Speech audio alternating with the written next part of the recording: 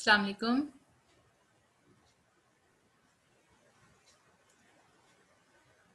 जी, आपको आवाज़ आ रही है मेरी? Yes ma'am. ओके। कल हमने टॉपिक स्टडी किया था, that is the replication process. मैंने आपको इसकी वीडियो सेंड कर दी थी, आपने उसको समझा? मैम देख लूंगी यार। सो इसमें हमने सब देखा कि कैसे डीएनए का पेरेंट लेवल हेलिक्स अनवुंड होता है, ओपन होता है, दो स्ट्रैंड्स डेवलप हो जाते हैं, एक लीडिंग और एक lagging strand. Leading strand 5 to 3 वाला होता है और लैगिंग 3 to 5 वाला होता है। जब आपको मैंने इसका स्ट्रक्चर पढ़ाया था तो मैंने उसको बताया था कि एक के ऊपर एंड पे हमेशा 5 वाला एंड ऊपर होता है, ऐसे ही था ना? जैसे यस कि मैम। हाँ, और दूसरे वाला जो उसका स्ट्रैंड होता है उसमें हमेशा 3 एंड ऊपर होता है। ठीक है, तो जो एक 5 to 3 होता है, एक 3 to 5, दोनों एंटी पैरेलल होते हैं। तो दोनों के साथ जो न्यूक्लियोटाइड्स का एडिशन होता है वो दोनों के दो डिफरेंट प्रोसीजर्स हैं। ठीक है, वो मैंने कल वाले लेक्चर में आप उसको चेक कीजिएगा। ठीक है, इंशाल्लाह आपको समझ आ जाएगी। हमने इंजाइम चेक किया, डीएनए पॉलीमरेज 3, 1, 2 एंड 3, इन तीनों की हमने स्पेसिफिक फीचर्स सब चेक की, क्या फीचर्स हैं और कैसे लीडिंग और लैगिंग स्ट्रैंड के साथ न्यूक्लियोटाइड्स ऐड होते हैं। ये जैसे कि इसमें जो ये लीडिंग स्ट्रैंड है, कि इसमें टूवर्ड्स द रेप्लिकेशन फोर्क, वो पॉइंट के जहाँ पर ये अनवुंड हो रहा है डबल हेलिक्स, और दोनों स्ट्रैंड सेपरेट हो रहे हैं और दोनों के साथ साथ न्यूक्लियोटाइड बनते चले जा रहे हैं और ये लॉन्ग चेन डबल होती जा रही है, सिंगल के बजाय डबल होती चली जा रही है। एक एंजाइम है जो इसको खोलता चला जा रहा है और पीछे से इस तरीके से एक साथ न्यूक्लियोटाइड ऐड होते चले जा रहे हैं और ये डबल हेलिक्स बनता जा रहा है। लेकिन जो लैगिंग स्ट्रैंड होता है उसमें छोटे छोटे फ्रेगमेंट्स बनते हैं, ओकाजाकी फ्रेगमेंट्स कहते हैं इनको हम। यही फ्रेगमेंट्स यानी कि न्यूक्लियोटाइड के छोटे छोटे फ्रेगमेंट्स होते हैं। ठीक है, इसमें यही फ्रेगमेंट्स बाद में आपस में मिल जाते हैं और इसका long chain double helical model ऐसे रिपीट हो जाता है। अच्छा, अगला हमारा नेक्स्ट टॉपिक, ये फिलहाल इस सिलेबस में नहीं है, व्हाट इज जीन। ये हमारा जो नेक्स्ट टॉपिक है that is one gene one polypeptide hypothesis. इसका क्या मतलब है, इसको हम इस डायग्राम से समझने की कोशिश करते हैं। कि जैसे हमने कहा कि हमारा जो डीएनए होता है, डीएनए के ऊपर जीन्स लगे होते हैं। ठीक है, ऐसे ही है ना? यानी कि आप अगर ओवरऑल यस डीएनए का स्ट्रक्चर ध्यान में रखें तो उसका आपका डीएनए का स्ट्रक्चर आपको पता है कि कैसे फॉस्फोडाइस्टर बॉन्ड की हेल्प से जो एक एक न्यूक्लियोटाइड जुड़े हुए होते हैं, उस न्यूक्लियोटाइड में एक नाइट्रोजनस बेस होता है, एक राइबोज शुगर होता है, एक फॉस्फेट ग्रुप होता है, ऐसे ही होता है ना? और न्यूक्लियोटाइड में एडेनिन, गुआनिन, साइटोसिन, थायमिन होते हैं। Yes ma'am. तो ये पूरा इसी के ऊपर जो जीन्स, डीएनए के ऊपर भी जीन्स की फॉर्म, तो हर एक जो जीन होती है that is encoding a separate enzyme. और ये हर एक एंजाइम का अपना स्पेसिफिक रोल होता है और यूं इस बायोकेमिकल पाथवे में, जैसे कि आपको अगर वो यूरिया साइकिल याद हो या दूसरी और हमारे मेटाबॉलिक पाथवे होते हैं, तो ये कोई एक सिंगल पाथवे, एक सिंगल स्टेप नहीं होता, बल्कि इसमें सीरीज ऑफ स्टेप्स होते हैं। एक कंपोनेंट, एक सब्सटेंस दूसरे में, फिर अगली दूसरे में। आप यहाँ पर देख रहे हैं glutamate to ornithine to citrulline, बल्कि ये वही वाला यूरिया साइकिल का ही है। देख लें, ऑर्निथीन से सिट्रोलिन, सिट्रोलिन से अर्जिनिन सक्सिनेट और ये अर्जिनिन सक्सिनेट से आर्जिनिन, ये बन रहा है। ठीक है, इस तरीके से स्टेप वाइज हर एक एंजाइम एक एक सिंगल स्टेप को कंट्रोल कर रहा है। तो इसका मतलब ये है कि वन जीन वन पॉलीपेप्टाइड। देख रहे हैं ना, एंजाइम को हम पॉलीपेप्टाइड भी तो कहते हैं ना, दिस इज आप प्रोटीन, एंजाइम हमारे प्रोटीन इन नेचर होते हैं। तो इसका मतलब ये है कि एक सिंगल एंजाइम एक प्रोटीन को कोड कर रहा है और हर एक एंजाइम का अपना रोल है और हर एक जीन का इस तरीके से अपना रोल है। So this is all about one gene one polypeptide hypothesis. अच्छा, इसका जो थोड़ा सा प्रीवियस एक दो चार पॉइंट्स हैं, ये पिछले जो हमने फिलहाल टॉपिक छोड़ा हुआ है that is how what is gene, ये उसके हवाले से सारी डिटेल है इसकी। उसमें उन्होंने क्या किया था, मैं आपको थोड़ा सा इसकी बेसिक बैकग्राउंड थोड़ा सा बता देती हूँ। कि एक्सरे से एक्सपोज करने से कुछ उन्होंने ना फंगल या इसके ये स्पोर्स लिए न्यूरोस्पोरा के, उसको उन्होंने एक्सरे से म्यूटेट कर दिया, उसमें कुछ म्यूटेशन हो गई। ठीक है, फिर उसी को जब कंप्लीट मीडियम पर, कंप्लीट ग्रोथ मीडियम प्रोवाइड किया गया। ठीक है, और उसके बाद देखा गया कि इसमें क्या चेंज आई है, म्यूटेशन के बाद क्या तब्दीली आई है, तो उनमें से तमाम के तमाम इन स्पोर्स को, यहाँ से स्पोर्स ले लिए गए अगेन, उन स्पोर्स को मिनिमल मीडिया वो होती है कि जिसमें एक एक चीज डाली है, मतलब जैसे कि उसको ज़ाहिर है आपको पता है कि लिविंग ऑर्गेनिजम्स को तमाम अमाइनो एसिड्स, ग्लूकोज, लिपिड, हर चीज चाहिए होती है। लेकिन ये चेक करने के लिए कि अगर उसमें कोई तब्दीली आई है, कोई म्यूटेशन जेनेटिक्स में कोई चेंज आई है और क्या चेंज आई है, तो उन्होंने इसको मिनिमल मीडिया में ग्रो किया। मिनिमल मीडिया मींस के रिच सब्सटेंस नहीं है, रिच मीडियम नहीं है, बल्कि हर एक में सिर्फ एक अमाइनो एसिड, जैसे आप देख रहे हैं कि ये पायरोडॉक्सिन है, इसमें अमाइनो बेंजोइक एसिड है, इसमें कोलिन है, आइनोसिटोल, न्यूक्लिक एसिड, फोलिक, मतलब एक एक सब्सटेंस सब में डाली गई है। ठीक, अब इस एक्सपेरिमेंट को जब उन्होंने परफॉर्म किया, उन्होंने ये चेक किया कि इन सब के सब स्पोर्स में क्या तब्दीली आई है। तो जिस सब्सटेंस में, जिस ट्यूब में उन्होंने आर्जिनिन डाला, उसमें देखा कि उसमें यही वाले स्पोर्स ग्रो कर गए। इसका मतलब ये है कि इनके अंदर ऐसी म्यूटेशन आई हुई है कि जो इनका जीन था that was responsible for the producing arginine, वो डैमेज हो गया, वो जीन, और उसने आर्जिनिन बनाना छोड़ दिया। अब जैसे ही उसको अपने एनवायरनमेंट से आर्जिनिन मिला तो वो ग्रो कर गए। इसका मतलब ये है कि उनकी बाकी जो सारी चीजें हैं ना, ये खुद बना रहे हैं। ये थायमिन भी बना रहे हैं, राइबोफ्लेविन भी बना रहा है, ये नायसिन भी बना रहे हैं, लेकिन ये आर्जिनिन नहीं प्रोड्यूस कर रहा। और आर्जिनिन जैसे ही एनवायरनमेंट से मिला है, ये ग्रो कर गया है। इट मीन्स कि कोई म्यूटेशन हुई है, एक जीन म्यूटेट कर गया, डैमेज हो गया, एक पॉलीपेप्टाइड नहीं बन, एक जैसे देख रहे हैं ये आर्जिनिन अमाइनो एसिड नहीं बन रहा। ये बात समझ आइए यहाँ तक? ये फिलहाल आपको सिर्फ समझाने के लिए यस ये मैंने मैम। शुरू किया हुआ है, यानी कि म्यूटेशन से एक जीन इसका डैमेज हो गया। अच्छा, यहीं से हमारे अगला जो कॉन्सेप्ट है वन जीन वन पॉलीपेप्टाइड, हम इसको समझेंगे कि जिसे अभी ये पिछले से लिंक है, इसलिए मैंने आपको ये समझा दिया है कि for each enzyme in arginine biosynthetic pathway Beadle and Tatum were able to isolate a mutant strain. उन्होंने एक म्यूटेंट स्ट्रेन आइसोलेट कर लिया। मैंने आपको बताया ना, उन्होंने उसको एक्सरे से एक्सपोज किया, उससे उसकी म्यूटेशन हो गई, जीन्स में चेंज आ गई, तो उन्होंने एक म्यूटेंट स्ट्रेन को सेपरेट कर लिया। And mutation was always located at one of the few chromosomal site. तो ये जो म्यूटेशन हुई थी, ये किसी एक ऐसी खास जगह पर हुई थी कि जो एरिया कोई अमाइनो एसिड बनाने के लिए स्पेसिफिक था। अब उन्होंने क्या किया, most importantly they found there was a different site for each enzyme, कि हर एक एंजाइम के लिए एक खास पॉइंट होता है जहां से वो एंजाइम बन रहा होता है। Thus, each of the mutant they examined had a defect in a single. अब उनको जितने भी म्यूटेंट मिले, ठीक है, उन्होंने चेक किया कि उनके एक ना एक एंजाइम में जरूर डिफेक्ट था, इनकी वो एक एंजाइम नहीं बना रहा था।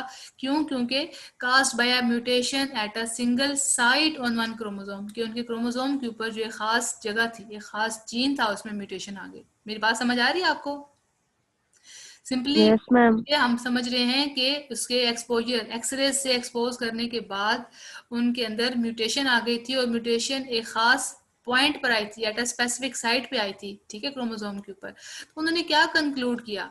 उन्होंने कंक्लूड किया कि genes produce their effects by specifying the structure of the enzyme. कि ज़्यादा हमें पता है ना कि जीन्स अपने अंदर जो इन्फॉर्मेशन होती है उसको इनकोड करते हैं। कैसे इनकोड करते हैं? कि उन्होंने जो भी एंजाइम बनाना होता है, ठीक है, by specifying the structure of enzyme, उन्होंने जो भी एंजाइम बनाना है वो बना रहे होते हैं। And that each gene encodes the structure of one enzyme. बस सिंपल सी बात है कि genes produce their effect, genes अपना इफेक्ट शो करते हैं। कैसे? By encoding the structure of enzyme, जो एंजाइम उन्होंने बनाना है वो उसका स्ट्रक्चर वो डेवलप कर रहे होते हैं।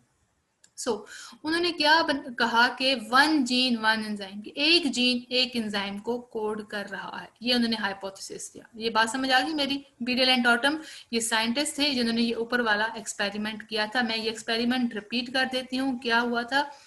उन्होंने वाइल्ड टाइप न्यूरोस्पोरा, ठीक है, न्यूरोस्पोरा क्या चीज है, उन्होंने क्या किया कि न्यूरोस्पोरा ना स्पोर्स हैं, ठीक है, फंगल स्पोर्स हैं। उन्होंने उसको एक्सरे से म्यूटेट किया, एक्सरे से एक्सपोज किया, उनके अंदर जेनेटिक चेंज आ गई। फिर उन्होंने इन्हीं स्पोर्स को कंप्लीट मीडियम के ऊपर ग्रो किया, और उनको मतलब फिर से उनकी म्योसिस करवाई, मतलब ना उनका नेक्स्ट स्टेज ले लिया। फिर इन्हीं स्पोर्स को उन्होंने मिनिमल मीडिया के ऊपर ग्रो किया। मिनिमल मीडिया कि जिसमें हर एक ट्यूब में एक ही अमाइनो एसिड है। मतलब उनको देखे ना, अगर वो उनको रिच मीडियम में डाल देते तो उनको एनवायरनमेंट से ये चीज मिल रही है, उन्हें खुद बनाने की जरूरत नहीं पड़ती, इसलिए उन्हें पता ही ना चलता कि साइंटिस्ट को कि क्या तब्दीली है। इसलिए उन्होंने मिनिमल मीडिया लिया, एक ट्यूब में एक अमाइनो एसिड डाल दिया। तो जो वो नहीं बना पा रहे थे, ठीक है, जो अब वो आर्जिनिन नहीं बना पा रहे थे क्योंकि उनका ये वाला जीन डैमेज, आर्जिनिन जो बायोसिंथेटिक पाथवे है, ठीक है, वो डैमेज हुआ पड़ा है इनमें। तो जैसे उसको एनवायरनमेंट से आर्जिनिन मिला वो ग्रो कर गया। अब यहाँ पर भी आर्जिनिन वो खुद नहीं बना रहे, ठीक है, ऐसे ही है ना, और मिला भी नहीं इसलिए ग्रो नहीं किया कहीं पर भी। ये बात समझ आ गई है, नहीं आई? मैम आ गई है। अच्छा, तो इसलिए उन्होंने कहा कि एक जीन जो है वो एक एंजाइम को इनकोड कर रहा है, इसलिए उन्होंने इसको नाम दिया one gene one enzyme hypothesis. अच्छा, लेकिन अगली बात यह है कि चूंकि because many enzymes contain multiple protein और पॉलीपेप्टाइड सब, अब ये जो एंजाइम्स होते हैं इनके अंदर काफ़ी सारी प्रोटीन्स भी होती हैं और पॉलीपेप्टाइड सब यूनिट्स भी होती हैं, each encoded by a separate gene. अब इस एंजाइम के अंदर काफ़ी सारी प्रोटीन्स हैं और हर एक प्रोटीन जो है वो एक ख़ास जीन ने इनकोड की है, इसलिए this relationship is today more commonly referred to as one gene one polypeptide, कि एक जीन जो है एक पॉलीपेप्टाइड को इनकोड कर रहा होता है। मेरी बात समझ आ गई यहाँ तक? कि चूंकि ये जो हमारे एंजाइम्स होते हैं दे आर कम्प्लेक्स प्रोटीन या उनके अंदर बहुत सारी पॉलीपेप्टाइड यूनिट्स होती हैं और एक जीन एक पॉलीपेप्टाइड को इनकोड कर रहा है, इसलिए हमने इसको नाम दिया one gene one polypeptide hypothesis. अच्छा, एंजाइम्स आर रिस्पॉन्सिबल, एंजाइम का है, हमने तो ये पूरा चैप्टर पढ़ा था फर्स्ट ईयर में कि enzymes are responsible for catalysing the synthesis of all the parts of an organism, मतलब हमारे अंदर जितने भी फंक्शंस हो रहे होते हैं वो कंट्रोल किए जाते हैं with the help of enzymes. They are also responsible for the assembly of nucleic acids, proteins, carbohydrates and lipids। तो उनके अंदर जितने भी हमारे अंदर जिस काम हो रहे होते हैं, यानी कि असेंबली, यानी कि इनका सिंथेसिस भी, और सिंथेसिस के बाद उनका अपना खास प्रॉपर शेप में अपना रोल परफॉर्म करना, this is all happening under the responsibility of enzymes. Therefore, by encoding the structure of enzyme, जैसे ये एंजाइम्स बनाए जाते हैं and other protein, इसकी वजह से हम कह सकते हैं कि DNA specifies the structure of organism itself. देखें, ओवरऑल पूरे ऑर्गेनिज्म की बात अब यहाँ पर हो रही है कि पूरे ऑर्गेनिज्म को, उसके स्ट्रक्चर को कौन स्पेसिफाई कर रहा है? हमारा डीएनए। ये बात आपको यहाँ पर कितनी इंटरेस्टिंग है कि चूंकि तमाम के तमाम एंजाइम की तमाम के तमाम बॉडी पार्ट्स का बनना, this is happening bye enzyme, enzyme उसको कैटलाइज कर रहा है। उसके बाद फिर assembly of nucleic acids, proteins, carbohydrates, lipids, ये भी सब कुछ हो रहा है एंजाइम्स के अंदर, एंजाइम्स की हेल्प से, ठीक है। Therefore by encoding the structure of enzyme, तो इस एंजाइम के स्ट्रक्चर को इनकोड करने की वजह से, क्योंकि इनके तमाम एंजाइम का जो भी स्ट्रक्चर है और फंक्शन है ये हमारा डीएनए कंट्रोल कर रहा है ना, डीएनए कर रहा है ना, हमारे जीन्स कर रही है। ये बात समझ आ रही है? Yes ma'am. देखिए ना कि ये जो हमारे एंजाइम्स हैं ये तमाम हमारे बायोसिंथेटिक पाथवे को यही एंजाइम्स हमारे कंट्रोल कर रहे हैं। और इसी तरीके से तमाम लिपिड्स, कार्बोहाइड्रेट्स, न्यूक्लिक एसिड, इन सब की असेंबली, सब की सिंथेसिस को हमारे एंजाइम्स ही कंट्रोल कर रहे हैं।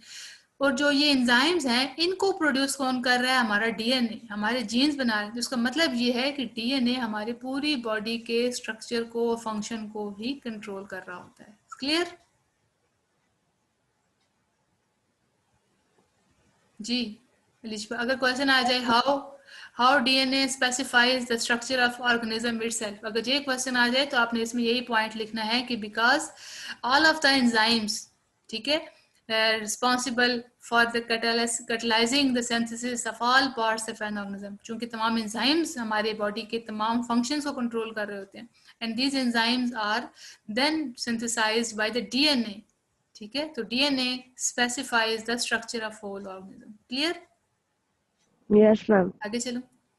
अच्छा, ये अगला वाला टॉपिक नहीं है, उससे नेक्स्ट टॉपिक है कि how cells they use their RNA to make protein, के फिर उसके बाद प्रोटीन की सिंथेसिस कैसे की जाती है। ये यहाँ पर एक 2 स्टेप का प्रोसेस है कि कैसे, देखें ना, हमारे सेल में, बॉडी में डीएनए होता है, ये तो बात हमें पता है, लेकिन प्रोटीन्स बनती हैं। अभी आपने कहा ना कि हमारे तमाम के तमाम एंजाइम्स जो हैं वो प्रोटीन्स हैं, ये पॉलीपेप्टाइड इन नेचर है, तो वो कैसे बनती है? अब ये हम अगला, उससे अगला स्टेप पे हम आ गए हैं, ठीक है।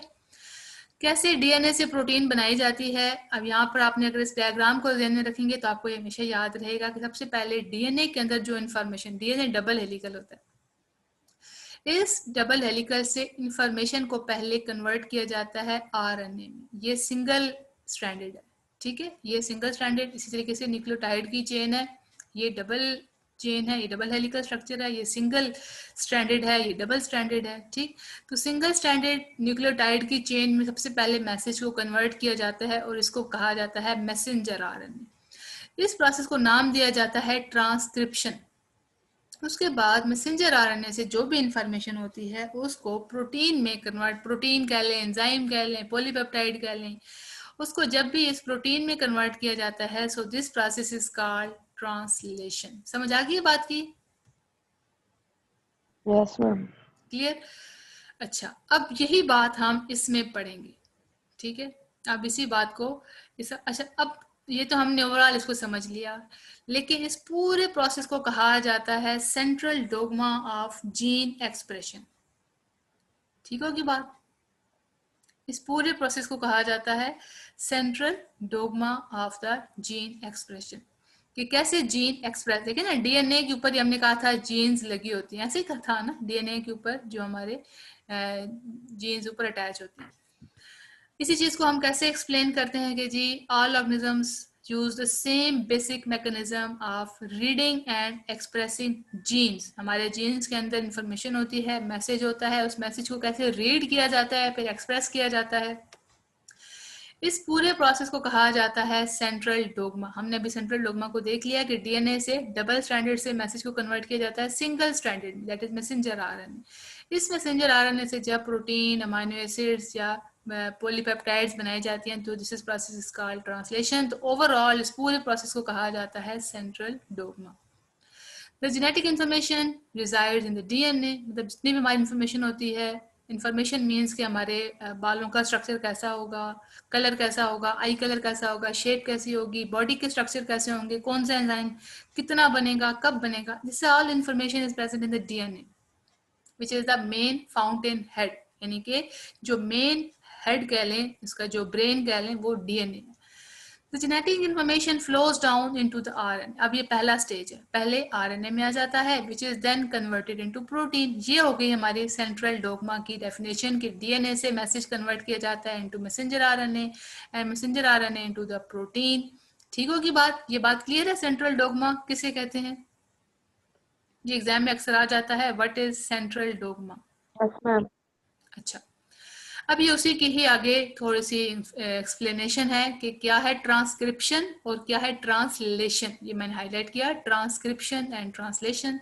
The first step of central dogma, अब ये पहला स्टेप जो आप इसको ये देख रहे हैं, transcription is the transfer of information from DNA to the RNA, which occurs when an messenger RNA copy of the genes is produced. जैसे ही मैसेंजर आरएनए बनाया जाता है, यानी कि इन जीन्स की कॉपी बनाई जाती है, इस प्रोसेस को हम कहते हैं ट्रांसक्रिप्शन। ठीक होगी बात? ये बात समझ आ गई कि डीएनए से मैसेंजर आरएनए को जब बनाया जाता है, this process is called transcription. अच्छा, अब ट्रांसक्रिप्शन में क्या होता है, थोड़ा सा ये समझने वाला पॉइंट है, इसको हम बाद में समझते हैं, ठीक है। अब ये जो सेकेंड स्टेप है, second step of the central dogma is the transfer of information from RNA to protein. ये तो सिंपल बात है जो अभी हमने पीछे देखी। अब ये प्रोसेस कैसे होता है, which occurs when information contained in the messenger RNA is used to direct the synthesis of polypeptides by ribosome. हमें पता है कि हमारे प्रोटीन्स बनने का काम राइबोसोम्स के अंदर होता है, ठीक है। Ribosomes are responsible for protein synthesis.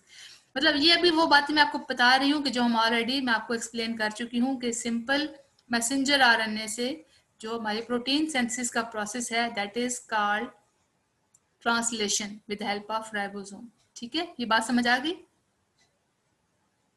Yes ma'am. This process is called translation. क्यों? क्योंकि nucleotide sequence of the messenger RNA is translated. कहते हैं इसे क्यों ट्रांसक्रिप्शन कहा जाता है? इसे ट्रांसलेशन इसलिए कहा जाता है कि जो भी इसके अंदर मैसेज है, देखिए ना, एक जबान की बात है ना, एक लैंग्वेज की बात है, एक इंफॉर्मेशन इसके अंदर है, इस इंफॉर्मेशन को पहले इधर कन्वर्ट किया जाता है, दिस इज ट्रांसक्रिप्शन। अब जो मैसेज इसके अंदर आया है उसको ट्रांसलेट किया जा रहा है, इसकी अपने जो भी आंसर है, तो इस ट्रांसलेट करने वाले प्रोसेस को कहा जाता है translation. So this is transcription और प्रोटीन का बनना ट्रांसलेशन। ठीक है, अच्छा अब ये थोड़ा सा एक प्रोसेस है 2-3 पॉइंट्स का, ये मैं आपको अभी समझा देती हूँ कि ट्रांसक्रिप्शन को कैसे प्रोसेस के किया कैसे जाता है, ट्रांसक्रिप्शन होता कैसे। ट्रांसक्रिप्शन इज इनिशिएटेड, इसको कैसे इनिशिएट करते हैं, when the enzyme RNA polymerase, पीछे हमने पढ़ा था डीएनए पॉलीमरेज, यहाँ पर है आरएनए पॉलीमरेज। ये क्या करता है, ये एंजाइम आकर, ठीक है, आरएनए पॉलीमरेज ये एंजाइम आकर बंद अटैच हो जाता है particular binding site called a promoter located upstream of the gene. अब ये क्या करता है, यहाँ पर आकर एक आरएनए पॉलीमरेज आकर अटैच हो जाता है, ठीक है, binding site called a promoter. ये देखिए ना, इस प्रोमोटर एक पॉइंट होता है प्रोमोटर, प्रोमोटर के पास आकर ये एंजाइम आरएनए पॉलीमरेज आकर जीन के पास ऐड हो जाता है। अब ये जो एंजाइम होता है ये मूव करता है along the strand into the gene, ये इस पूरे रीजन के ऊपर आकर ये एंजाइम रन करता है और उसके बाद क्या होता है, ये मैसेंजर आरएनए सिंथेसाइज किया जाता है। ठीक, फिर जहां स्टॉप सिग्नल होगा, ये मैं आपको अभी बता देती हूँ कि स्टॉप सिग्नल क्या होता है, कहाँ से आता है। डीएनए के ऊपर ही कहीं ना कहीं स्टॉप सिग्नल होते हैं जहां पर उसको रोक दिया जाता है, स्टॉप कर दिया जाता है। At stop signal on the other end of the gene, देखिए ना जीन सारे हमारे डीएनए के ऊपर हैं, ठीक है। जैसे स्टॉप सिग्नल आता है, एंजाइम, एंजाइम कौन सा, आरएनए पॉलीमरेज, ये डिसएंगेज, ये वहां से खुद को रिमूव कर लेता है from the DNA and release the newly assembled RNA chain, ये आरएनए चेन, तो नई तैयार हुई भी आरएनए चेन को सेपरेट कर दिया जाता है। This chain is a complementary transcript of the gene, transcript कहते हैं हमारे रिजल्ट कार्ड को दूसरे लफ्जों में, या फिर हमारा ये जो एक नया प्रोडक्ट है, ये इस चीज को, ये चेन है हमारी, इस कंप्लीमेंट्री यानी कि इस जैसी ही है, जो इन्फॉर्मेशन इसके अंदर है वही इन्फॉर्मेशन इसने खुद को सिंपल फॉर्म में कन्वर्ट कर ली, from which it is copied, यानी कि इस डीएनए की एक तरह से कॉपी होता है मैसेंजर आरएनए। मैं रिपीट कर देती हूँ इसका प्रोसेस कैसे किया जाता है कि इसका एक रीजन होता है प्रोमोटर रीजन, यानी कि जहां से प्राइमर, आप जब मेरा पिछला लेक्चर सुनेंगे आपको समझ आ जाएगा कि इसका खास रीजन होता है जिस कॉल्ड प्राइमर या प्रोमोटर रीजन।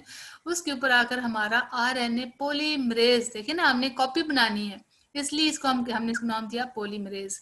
तो ये एंजाइम आकर एक खास पॉइंट पर अटैच हो जाता है डीएनए के ऊपर, ये एंजाइम आके डीएनए के खास रीजन के ऊपर आके रन करता है, यानी कि उसके ऊपर आके दौड़ता है। तो उससे क्या होता है कि अब उसके अंदर की इंफॉर्मेशन को ये उसे कह देता है कि एक्टिवेट हो जाओ, जैसे वो आके रनिंग करता है उसको एक्टिवेट करता है तो मैसेंजर आरएनए की कॉपी बनना शुरू हो जाती है। और जैसे ही वो स्टॉप सिग्नल, यानी कि अगर इस जगह पर स्टॉप सिग्नल है तो इस जगह पर आकर रुक जाता है और इतने रीजन की इंफॉर्मेशन का मैसेंजर आरएनए बना दिया जाता है और उसे सेपरेट कर दिया जाता है। जैसे messenger RNA that is copy of the DNA is separated, अब क्या होता है इसके अंदर जो भी इंफॉर्मेशन होती है उसे ट्रांसलेट कर दिया जाता है इनटू द प्रोटीन, जो कि सेंट्रल डोग्मा का सेकेंड स्टेप है। ये बात समझ आ गई? Yes ma'am. ठीक है, क्लियर है इतना? Yes ma'am. Transcription and translation, इसको याद करके आपने मुझे लिख के भेजना है, I will wait for your written answer. Okay, ठीक है मैम। अल्लाह ओके, हाफिज। अल्लाह।